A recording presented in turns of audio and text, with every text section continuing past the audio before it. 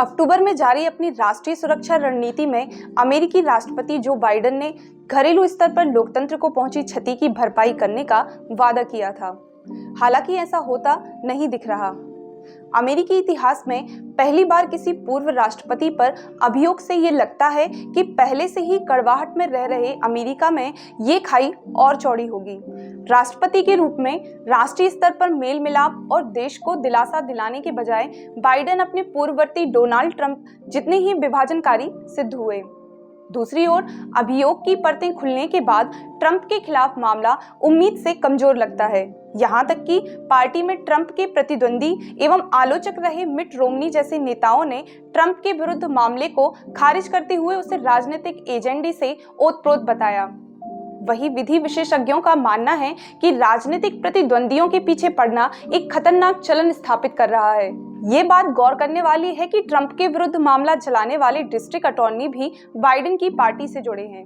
क्विनिपियाक university के पोल में 2/3 से अधिक अमेरिकियों ने माना कि देश में लोकतंत्र ध्वस्त हो रहा है। ट्रंप पर मुकदमे में न्यायिक प्रणाली को हथियार बनाए जाने की बात पुष्ट होकर एक विरूपित लोकतंत्र के रूप में अमेरिका की छवि को फिर से रेखांकित कर रही है। लोकतंत्र का मर्म तो यही है कि सत्ताधीश अपनी शक्ति का दुरुपयोग राजनीतिक प्रतिद्वंदियों के विरुद्ध नहीं करेंगे। इसके बावजूद लोकतंत्रों में न्यायिक तंत्र के दुरुपयोग से नेताओं पर मुकदमों के चर्चित मामलों का चलन बढ़ रहा है। ब्राजील के राष्ट्रपति लूला दा सिल्वा का मामला ही लें तो उन्हें 2017 में कथित भ्रष्टाचार के मामले में आरोप सिद्ध कर जेल में डाल दिया गया। वो सुप्रीम कोर्ट के उस फैसले तक जेल में ही रहे जिसमें ब्राजील की शीर्ष अदालत ने पाया कि लूला के खिलाफ मामले की सुनवाई करने वाले जज का रवैया पक्षपाती था। प्रेसिडेंट बोल्सोनारो की सरकार में वो जज देश के कानून मंत्री भी बन गए। अगर लूला 2018 में जेल में ना होते तो बोल्सोनारो का राष्ट्रपति बनना भी मुश्किल होता।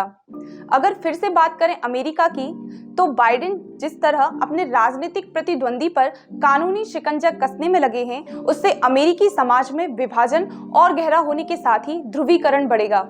इससे पहले अगस्त में कुछ गोपनीय दस्तावेजों के लिए ट्रंप के आवास पर FBI ने छापा मारा था। विडंबना ये रही कि उपराष्ट्रपति रहने के दौरान वाले गोपनीय दस्तावेज बाइडेन के आवास से मिले।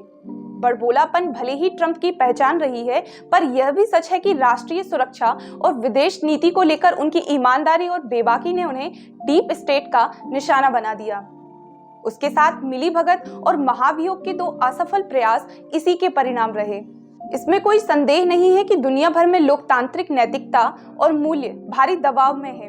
लोकतांत्रिक देशों में राजनीतिक नेतृत्व की गुणवत्ता में कमी ध्रुवीकरण की राजनीति के उभार की मुख्य वजह है। नेता राष्ट्रीय मेल मिलाप की दिशा में प्रयास करने के बजाय विभाजनकारी राजनीति को हवा दे रहे हैं। इसमें मीडिया के कुछ हिस्सों की भूमिका भी संदिग्ध है। एक सर्वे के अनुसार मीडिया पर अमेरिकी जनता का भरोसा घटकर 36% तक रह गया है। ध्रुवीकरण केवल अमेरिका तक ही सीमित नहीं है, दुनिया के तमाम हिस्सों में इसका बोलबाला दिखता है। लोकतांत्रिक देशों में नेताओं पर जनता का भरोसा सबसे निचले स्तर पर पहुंच गया है। हालांकि अमेरिका में ये ध्रुवीकरण कुछ ज्यादा दिखता है, जहां एक अमेरिका 2 राष्ट्र की बातें होने लगी हैं। राजनीतिक ध्रुव के दोनों खेमों की ओर से जारी जहरीली बयानबाजी विभाजनकारी सिद्ध हो रही है। यह दलीय विभाजन विदेश नीति तक दिखता है, जहां अमेरिकी जनमत सर्वे यही दिखाते हैं कि रूस को पीछे छोड़कर चीन अब अमेरिका का सबसे बड़ा शत्रु बन गया है। इसके बावजूद रिपब्लिकन्स की तुलना में डेमोक्रेट तबका रूस पर ही अटका हुआ है। इसका असर असल नीति पर भी दिखता है, जहां बाइडेन वैश्विक विस्तारवादी चीन के बजाय कमजोर होते रूस पर अधिक ध्यान केंद्रित किए हुए हैं। अमेरिका की विभाजित राजनीति में गिरावट का नित नया स्तर देखने को मिल रहा है। इससे राष्ट्रीय विमर्श भी विषैला हो रहा है और अमेरिका की अंतर्राष्ट्रीय प्रतिष्ठा प्रभावित हो रही है। इसकी वजह से चीन जैसे तानाशाह देश भी अमेरिका को मानवाधिकार और लोकतंत्र जैसे मुद्दों पर उपदेश देने लगे हैं।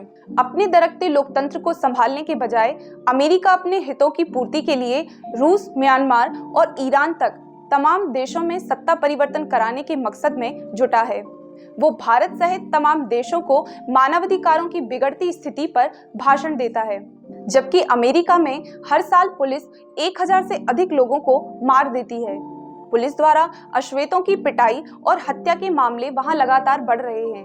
कड़वी सच्चाई यही है कि विभाजनकारी राजनीति और ध्रुवीकरण न केवल अमेरिकी लोकतंत्र को क्षति पहुंचा रहा है, बल्कि इससे उसके वैश्विक वर्चस्व के समक्ष भी खतरे की घंटी बज रही है। अपनी घटती हुई शक्ति को देखते हुए अमेरिका को ऐसे भविष्य दृष्टा एवं ऊर्जावान राष्ट्रपति की आवश्यकता है जो देश में लगातार बढ़ रहे विभाजन को घटा सके। पिछले साल हुए एक सर्वे में करीब 2/3 अमेरिकियों ने माना कि जो बाइडेन के नेतृत्व में अमेरिका गलत राह पर है। इस परिदृश्य में ट्रंप के विरुद्ध कानूनी अभियोग अमेरिका के लिए भारी पड़ेगा, जिससे कानूनी और लोकतांत्रिक स्थिति और खराब होगी। असल में चीन या रूस की तुलना में अमेरिका का सबसे बड़ा दुश्मन उसके भीतर ही है। उसके लिए आवश्यक है कि वह विभाजनकारी राजनीति और ध्रुवीकरण से बाहर निकले ताकि समाज में व्याप्त खाइयों को भरा जा सके।